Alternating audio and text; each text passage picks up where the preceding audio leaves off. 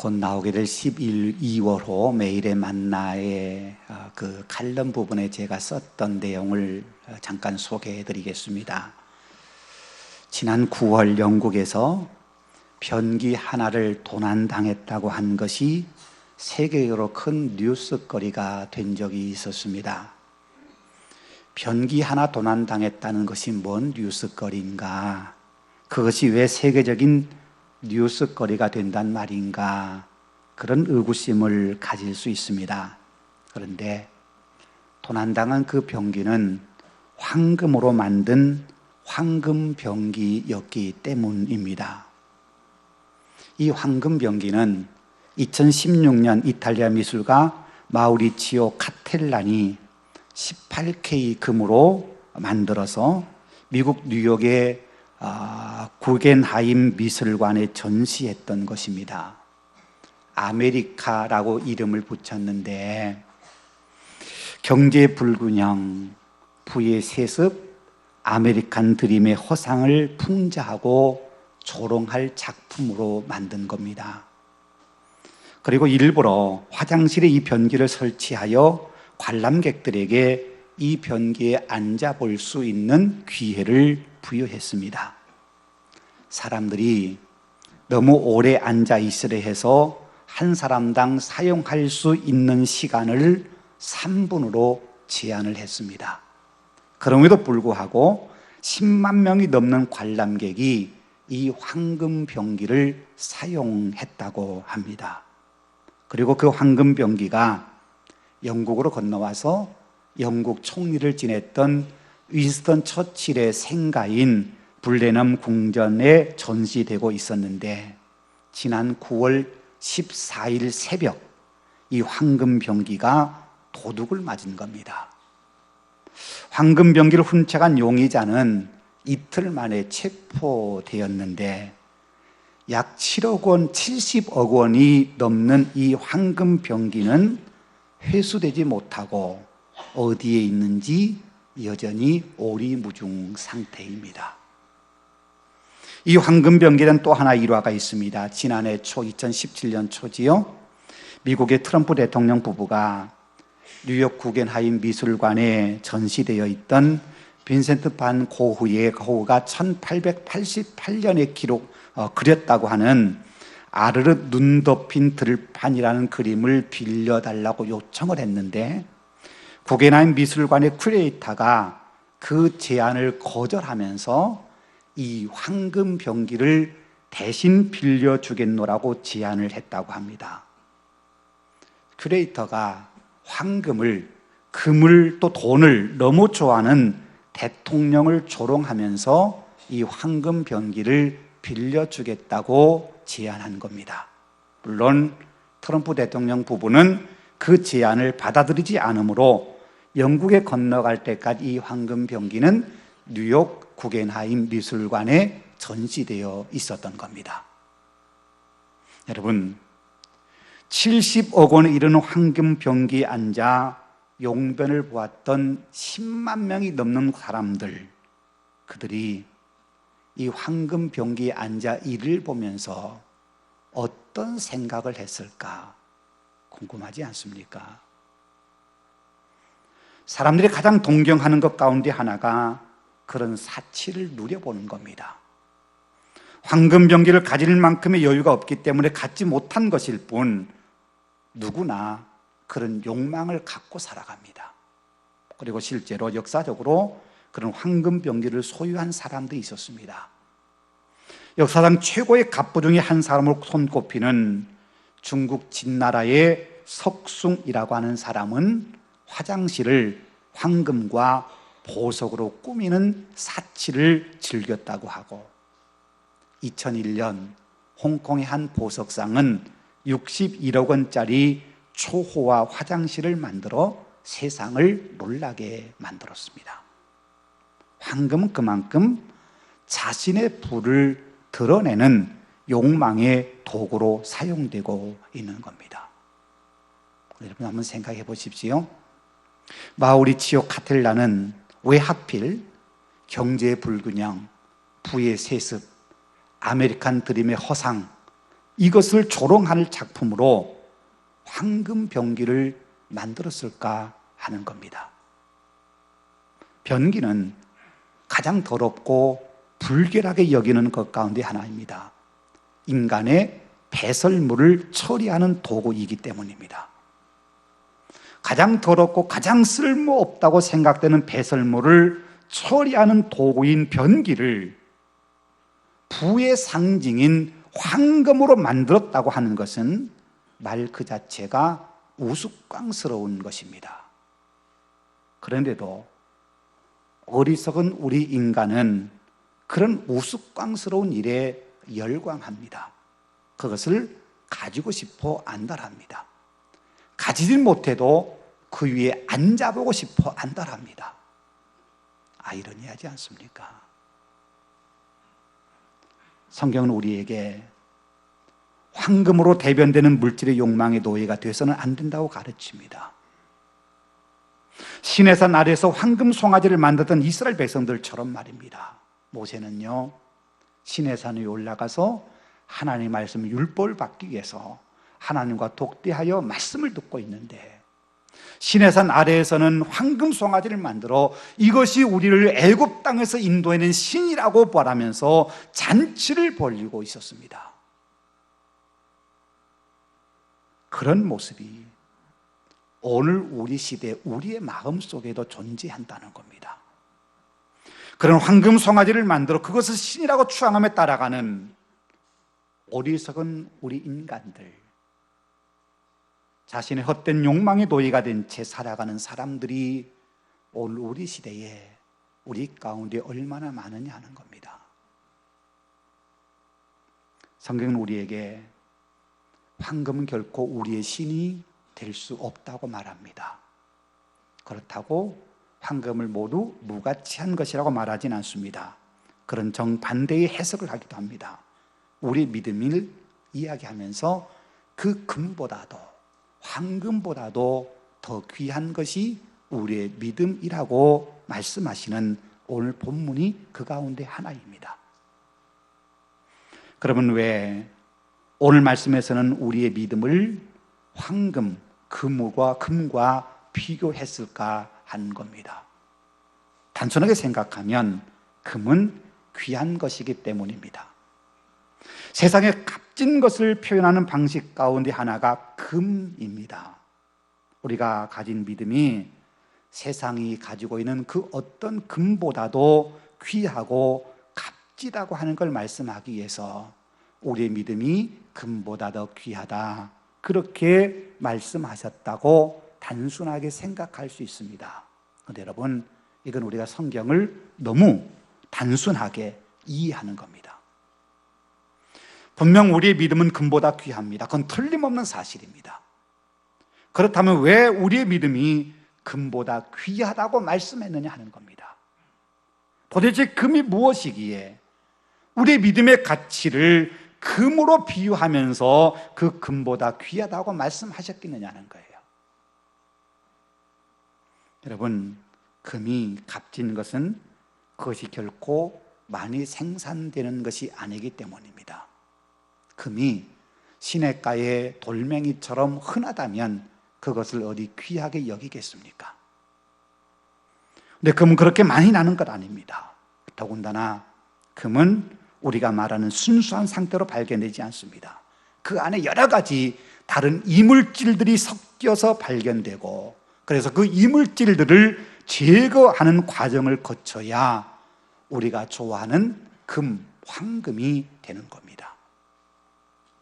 구리나 철 또는 니켈과 같은 다른 금속과 섞이는 것, 그것을 우리는 합금이라고 말합니다. 여러분, 합금과 순금의 차이가 뭔지 아십니까? 물론 가치의 차이 있겠습니다만 성질적으로 본다면 합금은 단단합니다. 딱딱합니다. 순금은 부드럽습니다. 유연합니다. 이런 금의 성질이 곧 우리의 믿음과 비슷하다는 겁니다. 순수하고 성결하고 정결할 우리의 믿음이 죄나 세상의 욕망과 욕심이라는 불순물에 의해서 점점 딱딱해질 수 있습니다. 그 딱딱함을 성경은 완고함이라고 표현합니다. 히브리서 3장에서 말씀합니다. 그러므로 성경이 이르신 바와 같이 오늘 너희가 그의 음성을 듣거든 광야에서 시험하는 날에 거역하던 것 같이 너희 마음을 완고하게 하지 말라. 형제다, 너희는 삼가 혹 너희 중에 누가 믿지 아니하는 악한 마음을 품고 살아계신 하나님에게서 떨어질까 조심할 것이요 오늘이라 일컫는 동안에 매일 피자 권면하여 너희 중에 누구든지 죄의 유혹으로 완고하게 되지 않도록 하라 라고 말씀합니다. 여러분, 광야에서 이스라엘 백성들은 하나님의 놀라운 은혜를 경험하며 살았습니다. 그들의 삶이 힘든 건 사실입니다. 그렇죠? 40년 동안 매일같이 같은 음식을 먹어야 했고 40년 동안 신발과 옷이 헤어지지 않았기 때문에 40년 동안 옷 한 번 바꿔 입지 않고 신발 한 번 바꿔 신지 않았습니다. 더 좋은 음식 먹고 싶은 게 우리 인간의 욕망 아닙니까? 좀 더 멋을 부리고 싶고 좀 더 아름다운 옷을 입고 싶은 게 우리 인간의 욕망인데 광야 생활은 그런 모든 인간의 욕망을 다 포기해야 했습니다. 결코 쉽지 않는 삶입니다. 그럼에도 그들에게 주어진 하나님의 은혜는 너무나도 크고 놀라운 것이었습니다. 먹을 거, 입을 거, 마실 거 걱정하지 않아도 됩니다. 더군다나 적군의 공격에 마음 졸일 필요도 없고 광야에서 생명을 노리는 맹수나 전갈과 같은 것으로 인해서 위협에 두려워할 필요도 없습니다. 왜요? 하나님이 보호하시고 하나님이 지켜주시고 하나님의 필요를 채워주시기 때문입니다. 그럼에도 그들의 마음이 완고해졌다고 말씀합니다. 그 이유를 두 가지로 설명합니다. 하나는 악한 마음 때문이고 또 하나는 죄의 유혹 때문입니다. 악한 마음과 죄의 유혹 때문에 그들의 마음이 딱딱해졌습니다. 완고해졌습니다. 여러분, 그렇습니다. 순금은요 부드럽습니다. 유연합니다. 심지어 우리가 이빨로 물면 이빨 자국이 생길 만큼 부드러운 게 순금입니다. 그 순금에 불순물이 많이 들어가면 들어갈수록 그 순금은 딱딱해집니다. 우리의 마음이, 우리의 믿음이 그렇게 부드러워야 합니다. 유연해야 합니다. 부드럽다고 하는 것은 하나님의 말씀을 우리 마음의 말씀 그대로 받아들일 수 있는 상태를 말합니다. 그리고 말씀에 의해서 우리의 생각이 변화되고 그 말씀을 따라 순종할 수 있는 마음이 부드러운 마음입니다. 성경에 마음이 완고한 사람이라고 표현된 사람들의 특징은 그들이 하나님 말씀을 받아들이지 않는다는 겁니다. 그들이 믿음이 있든 없든, 그들이 하나님을 인정하든 인정하지 않든 하나님의 말씀을 받아들이지 않는 사람들의 마음을 완고한 마음, 완고한 사람이라고 표현하고 있는 것입니다. 여러분, 그래서 우리가 죄를 멀리해야 됩니다. 죄에 우리 마음이 물들기 시작하면 우리 마음은 하나님의 말씀을 받아들일 여유, 부드러움을 잃어버리고 점점 딱딱해지면서 하나님 말씀을 받아들일 마음의 밭이 되지 못합니다.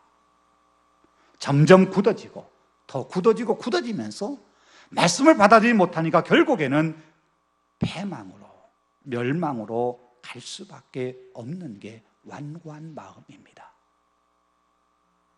성경을 통해서 하나님께서 우리에게 계속해서 죄를 멀리하라고 말씀하신 이유가 바로 여기에 있습니다. 우리가 죄에 마음이 완고하게 돼서 죄가 우리 마음을 마비시켜버리면 그 어떤 말씀이 선포된다 하더라도 그 말씀이 내 귀에 들려오지 않습니다. 아무리 강력하게 말씀이 선포되고 외쳐진다 하더라도 그 말씀이 내 잘못된 양심을 고치지 못하고 내 잘못된 삶을 바른 길로 이끌어가지 못합니다. 그렇게 말씀이 들려지지 않고 말씀이 우리의 마음에 심겨지지 못하면 결국 우리의 마음은 점점 더 완고해지고 모든 일에 하나님의 대적의 자리에 서게 됩니다. 그리고 그 죄로 인해서 우리가 멸망의 길로 갑니다. 그래서 성경은 우리에게 끊임없이 죄를 멀리해야 된다고, 죄가 우리의 마음을 다스리지 못하게 해야 된다고 말씀하고 있는 겁니다. 여러분, 창세기 4장에 보면요, 우리가 잘 아는 이야기 기록되어 있지요. 가인이 자기 동생 아벨을 죽이는 끔찍한 이야기가 기록되어 있습니다. 가인과 아벨이 함께 하나님께 제사를 드렸는데 하나님께서는 가인과 그의 제사는 받으셨고 아벨과 그의 제사는 받지 않으셨습니다. 이에 화가 난 가인의 마음속에 죄가 분노의 감정으로 찾아왔습니다. 가인의 안색이 변하고 마음의 분노를 가라앉지 못하고 있을 때 하나님께서 직접 오셔서 가인에게 이렇게 말씀하십니다. 내가 분하여 하면 어찌 됨이며 안식이 변하면 어찌 됨이냐. 죄가 너를 원하나 너는 죄를 다스릴지니라. 하나님께서는 죄가 가인을 노리고 있음을 아셨습니다. 그래서 죄를 조심하라고, 죄에 지배당하지 말고 죄를 내가 다스려야 된다고 경고해 주십니다. 그럼에도 가인은 그 죄를 다스리지 못하고 결국 자기 동생 아벨을 죽이는 끔찍한 죄를 저지르고 말았습니다. 가인은 하나님께로부터 직접 경고의 말씀을 들었습니다. 그런데 그 말씀이 가인의 마음에 새겨지지 못했습니다. 그 말씀을 따라 순종하지 못했습니다. 마음이 완고해졌습니다. 그래서 결국 죄를 짓게 되었고 죄의 형벌로 누군가가 나를 죽일지도 모른다는 두려움에 휩싸여 살아야 했습니다. 완고한 마음은 그렇게 하나님의 말씀을 듣지 못하게 만듭니다. 그래서 결국에는 자신이 파멸로 가고 있음에도 그걸 깨닫지 못합니다. 하나님의 말씀을 통해 자신을 새롭게 하고 자신을 하나님 앞에 바로 세워야 되는데 그렇게 하지 못합니다. 완고해진 마음 때문에. 지금 자신이 가고 있는 길이 멸망의 길인데도 그걸 깨닫지 못하고 그 길을 계속 가다가 결국 멸망으로 끝나고 마는 겁니다. 오늘 본문의 말씀 우리에게 아주 중요한 믿음의 세 개의 비밀을 가르쳐 줍니다. 예수님께서 십자가의 죽으심을 우리를 구원하신 이유는 우리에게 소망을 주시기 위함입니다. 그 소망을 오늘 본문에서는 산 소망이라고 말씀합니다. 우리가 믿음을 통해 가지게 된 이 소망을 산 소망이라고 말하는 것은 거짓되고 의미 없는 죽은 소망도 있다고 하는 것을 전제로 하신 말씀입니다. 그럼 여러분, 무엇이 거짓되고 의미 없는 죽은 소망이겠습니까? 사절에서 산 소망을 이렇게 표현합니다. 썩지 않고 더럽지 않고 쇠하지 아니하는 유업을 있게 하시나니. 보십시오, 이게 산 소망입니다. 썩지 않는 것, 더럽지 않는 것, 쇠하지 않는 것, 그것이 산 소망입니다. 그 다음 반대로 죽은 소망은 썩어지는 겁니다. 더러운 겁니다. 쇠하여 없어지고 마는 겁니다. 우리가 잘 아는 것처럼 죄악에 물든 우리 인간이 탐욕하고 욕망하는 것들은 다 그런 것들입니다. 썩을 것들, 더러운 것들, 쇠하여 언젠가 없어질 것들. 우리가 그렇게 좋아하는 황금으로 대변되는 물질도 그렇습니다. 지금 우리가 살아감에 있어 물질 없이는 살 수 없는 게 분명한 사실입니다. 그리고 물질이 주어지면 우리의 삶이 좀 더 편리해지고 여유로워진 건 사실입니다.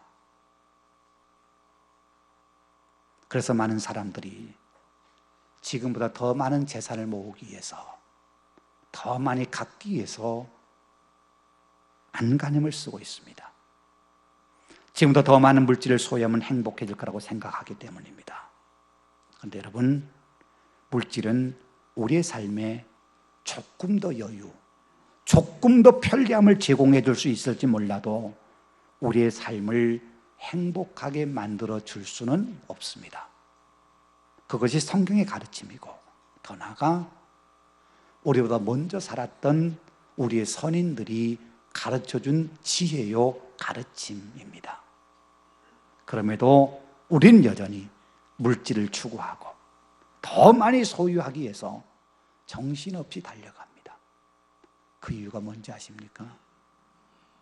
죄가 우리의 마음을 완고하게 만들었기 때문입니다. 하나님의 말씀이 진리라는 걸 받아들이지 못하게 만들었습니다.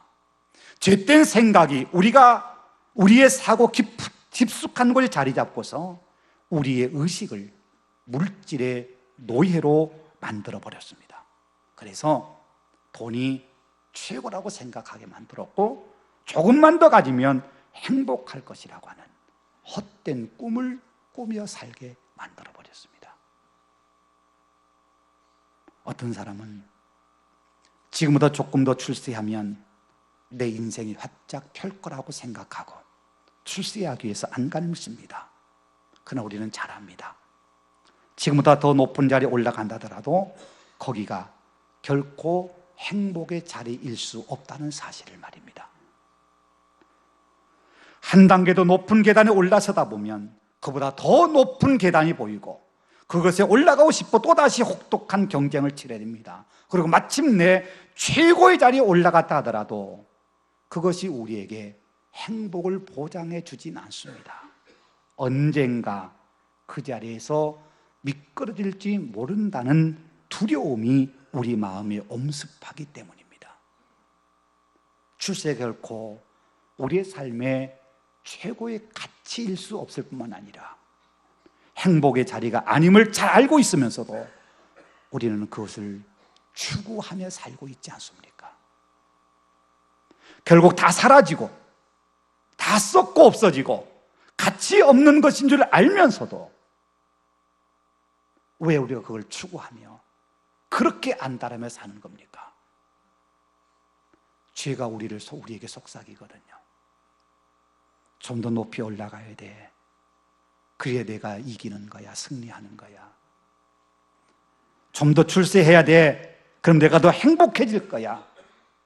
다른 사람을 짓밟고서라도 경쟁에서 이겨야 돼. 그래야 세상 모든 것이 내 손아귀에 들려지게 될 거야. 그런 죄의 속삭임에 속아 넘어간 어리석은 인간들은 그게 진짜 진리인 것처럼 좀 더 높이 올라가기 위해서 피를 흘리며 경쟁합니다. 다른 사람을 짓밟고 끌어내려서라도 올라가야 한다는 강박 속에 살아가게 됩니다. 그런데 여러분, 세상 일만 그런 게 아닙니다. 교회 안에서 우리가 신앙이라는 이름으로 행하는 일들 가운데도 그런 것들이 참 많습니다. 예수님은 그것을 자기의라고 말씀하십니다. 내가 이런 사람이야 라고 자랑하고픈 마음에서 하는 모든 일들이 다 썩고 쇠하고 더러워 없어질 것들이라는 겁니다. 예수님 당시요, 바리새인들이 그런 것처럼 남들보다 율법을 더 잘 지켰다고 자랑하는 것이 바로 그런 겁니다. 남들보다 더 많이 기도한다고 자랑하는 것이 그런 것이고, 금식하면서 금식한다고 티를 내며 다른 사람의 칭찬받고 싶어하는 것이 그런 것이고, 구제하면서 어려운 이웃을 다 도와주는 사람이라고 인정받고 싶어하는 것이 다 그런 겁니다. 썩어지고 없어지고 사쇠해질 겁니다. 종교라는 이름으로, 신앙이라는 이름으로 행하지만 사실은 자기 자신의 의로움을 드러내고 그렇게 함으로 사람들에게 칭찬받고 인정받고 싶어하는 그 모든 것, 그것이 결국 자기의입니다. 그런 자기의를 행하는 사람을 디모데전서 6장에서는요, 경건을 이익의 방도로 생각하는 사람이라고 말씀합니다. 경건한 믿음을 자기 이익의 도구로 전락시켜서 그걸 자기 이익을 위해 사용한다는 겁니다. 여러분요, 그렇다고 하나님 말씀인 율법을 지킬 필요가 없다고 말씀하시는 건 아닙니다. 예수님 말씀하십니다. 그들이 바리새인들이 말하는 바는 행하고 지키되 그들이 하는 행위는 본받지 말라라고 말씀하십니다. 그들이 말하는 거 행하고 지키라는 겁니다. 바리새인들이 그런다고 기도하지 말라고 말씀하신 것 아닙니다. 골방에 들어가 기도하라고 말씀하셨고 우리 주님도 친히 기도하셨습니다. 바리새인이 그런다고 금식하지 말라거나 구제하지 말라고 말씀하신 거 아닙니다. 은밀하게 하라, 골방에 가서 하라, 그렇게 말씀하시는 겁니다. 그렇다면 예수님께서 우리에게 원하시는 건 도대체 무엇일까요? 바리새인과 같이 기도하는 행위가 중요한 것이 아니고 골방에 들어가 하나님과 대면하면서 하나님과 깊은 영적 교제를 나누는 신앙으로 살라고 말씀하시는 겁니다. 한 부자 청년이 한 말처럼 내가 어려서부터 이 말씀을 다 지켰다고 자랑하고 자부심을 갖고 사는 것이 중요한 것이 아니라 하나님의 말씀을 통해서 하나님 아버지의 마음을 알고 하나님 아버지와 깊은 영적 교제를 나누는 하나님과 친밀한 관계 속에 살아가는 그런 사람으로 살라고 말씀하시는 겁니다. 여러분요, 우리에게 산 소망이 뭔지 아십니까? 우리가 구원받은 것 자체가 산 소망 아닙니다. 우리가 천국 들어가는 것 자체가 산 소망이 아닙니다. 하나님께서 왜 우리를 구원하게 하셨는지, 왜 구원자로 우리를 부르셨는지 여러분 그 이유를 아십니까? 거듭나지 못하면 하나님과 영적 교제를 나눌 수 없기 때문입니다. 거룩하신 하나님과 영적 교제를 나누고 하나님 한 분만으로 만족한 삶을 살기 위해서는 죄악으로 물들어 있는 우리 자아가 예수 그리스도 안에서 거듭나야 합니다. 거듭나야 하나님과 교제하며 하나님과 대면하는 삶을 살 수가 있기 때문입니다. 그래서 우리를 구원하신 겁니다. 왜 하나님께서 우리에게 천국을 약속한지 아십니까? 그 천국에 하나님 아버지가 계시기 때문입니다. 그 천국에 우리를 구원하신 우리 주님이 계시기 때문입니다. 천국은요, 죄가 없는 곳입니다. 죄가 더 이상 우리를 유혹할 수 없는 곳이 천국입니다. 그 천국에서 천국의 주인이신 하나님 한 분만으로 만족하며 살게 하시려고 우리에게 천국을 약속하신 겁니다. 죄가 더 이상 세상 것에 헛된 욕망에 우리를 물들어 딱딱하게 만들지 못하는 곳, 그곳이 천국입니다. 천국에 간다는 것보다 더 중요한 것은 바로 그겁니다. 그곳의 주인이신 우리 아버지 하나님, 우리의 구원자이신 우리 주님과 함께 거하는 겁니다. 그 천국에 아버지가 계십니다. 그 천국에 우리 주님이 계십니다. 그 주님을 바라보며 그 주님과 온전한 교제를 나누고 살 수 있는 곳, 그곳이 바로 천국입니다. 그래서 천국은 우리에게 가장 큰 소망이 되는 겁니다. 천국에 들어가는 게 소망이 아니라 그곳에서 어떤 죄의 유혹과 방해도 받지 않고 하나님과 주님과 온전히 교제하며 사는 곳, 하나님이 주인 되시고 하나님이 계신 그 자리에 우리가 함께 있을 수 있는 것, 그래서 천국이 우리에게 소망인 겁니다.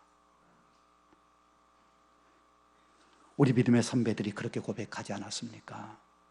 아무리 화려하고 멋진 천국이라 하더라도 하나님이 계시지 않는다면 나는 그곳에 가지 않겠습니다. 아무리 험난한 고난과 척박한 사막 같은 지옥이라 하더라도 하나님 아버지가 거기 계신다면 저는 그곳으로 달려가겠습니다. 그렇습니다, 여러분. 우리의 산 소망은 하나님 아버지입니다. 하나님 아버지 품에 안겨 주님과 함께 사는 것, 그것이 최고의 소망입니다. 구약성경 인물 가운데요, 가장 위대한 사람 한 명 꼽으라고 그런다면 많은 사람들이 다윗을 꼽을 겁니다. 그러나 다윗보다 더 멋진 신앙으로 살았던 사람이 구약성경에 등장합니다. 그게 누군지 아세요? 에녹이라는 사람입니다. 에녹에 대한 이야기는 성경에 단 4구절밖에 기록되어 있지 않습니다. 근데 에녹은 그 누구보다도 멋지고 본질적인 신앙을 살았던 사람입니다. 에녹에 대해 성경이 이렇게 말씀합니다. 에녹이 하나님과 동행하더니, 에녹이 하나님과 동행하더니 하나님이 그를 데려가심으로 세상에 있지 아니하였더라. 여러분요, 에녹은 300년 동안 하나님과 동행하며 살았다고 말씀합니다. 그래서 하나님께서는 그를 너무너무 귀하게 여기셔서 죽음이라는 과정을 거치지 않고 그를 하나님 곁으로 데려가셨습니다. 에녹이 뭔가 큰 일을 했다는 기록 아무것도 없습니다. 열심히 기도했다는 기록도 없습니다. 구제를 얼마나 많이 했고, 얼마나 예배를 많이 드렸고, 얼마나 금식을 자주 했고, 그런 거 아무 기록도 없습니다. 그를 표현하는 말은 단 한마디, 그는 하나님과 동행하였더니. 하나님과 그저 동행했습니다. 하나님과 기쁜 만남 속에 살았습니다. 여러분, 그게 왜 중요한지 아십니까? 그게 에덴 동산의 모습이거든요. 에덴 동산의 하나님을 표현하면서 동산에 거니시는 하나님이라고 기록하고 있습니다. 죄를 범하기 이전의 인간의 모습은, 아담과 하와의 모습은 하나님과 동행하며 함께 에덴 동산을 산책하는 것이 아담과 하와의 모습이었습니다. 그런 에덴 동산의 모습을 회복한 사람이 누구냐면 그게 바로 에녹이라는 사람입니다. 주님과 늘 함께 하는 겁니다. 함께 동행하는 겁니다. 그것을 하나님이 기뻐하시는 겁니다. 여러분, 하나님께서 우리에게 가장 원하시는 것이 바로 그것입니다. 하나님과 깊은 교제 속에 사는 겁니다. 동행하며 사는 겁니다. 주님 품 안에 거하여 사는 겁니다. 그것이 우리에게는 최고의 소망입니다. 그것이 우리에게 있는 살아있는 소망, 산 소망입니다. 주님과 함께하는 것, 주님과 동행하는 것. 기도하겠습니다. 은혜가 풍성하신 아버지 하나님, 감사합니다. 세상의 많은 것들로 인해서 우리 마음이 부드럽고 유연하여 주님 말씀을 듣고 주님과 교제하며 살아야 되는데, 죄로 인하여 욕망으로 인하여 우리 마음이 탁탁해지면서 하나님 말씀도 받아들이지 못하고 하나님과 교제하는 거룩한 믿음의 삶을 살지 못한 어리석은 우리들임을 고백하며 용서를 구합니다. 하나님 우리에게 가장 원하시는, 우리가 가질 수 있는 최고의 소망, 산 소망은 주님과 함께 하는 것임을 오늘 우리에게 말씀해 주셨사오니, 하나님 주님 손 꼭 붙잡고 세상의 것 얻지 못한다 할지라도, 세상의 것 내가 누리지 못한다 할지라도 주님과 동행하는 삶에서 최고의 기쁨을 누리며 살아가는 우리의 믿음이 되게 하여 주옵소서. 예수님 이름으로 기도하옵나이다. 아멘.